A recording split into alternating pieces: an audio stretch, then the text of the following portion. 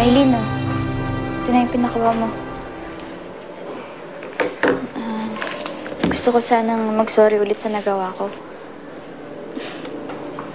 Pasalamat ka na lang, good mood ako ngayon dahil kay Charles. Kundi naangasan na naman kita. Eh, Maylin, paano yan? Diba ayaw ng mami mo na magka-boyfriend ka? Ayaw niya kung alam niya. Kaya ikaw, itiko mo yung bibig mo, ha? Naiintindihan mo? Good. E di wala tayong problema. Basta ako, hindi ko napapakawalan si Charles.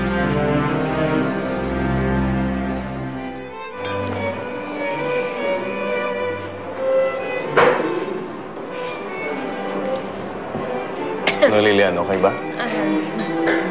Okay lang. Baka gusto mo ng vodka, whiskey, brandy, Long Island.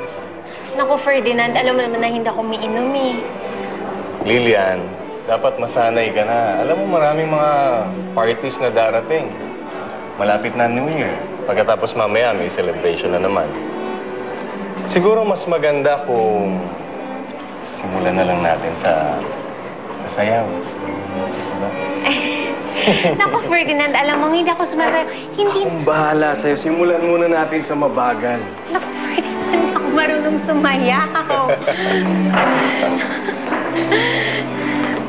Hindi ako marunong. Dahan-dahanin natin yan. Turuan mo ako. Parang sila. Ganyan lang ba?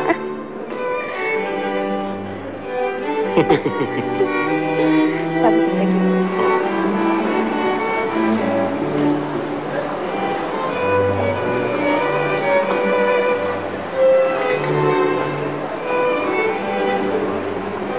Di ba yung dinidate mo, si Sir Ferdinand?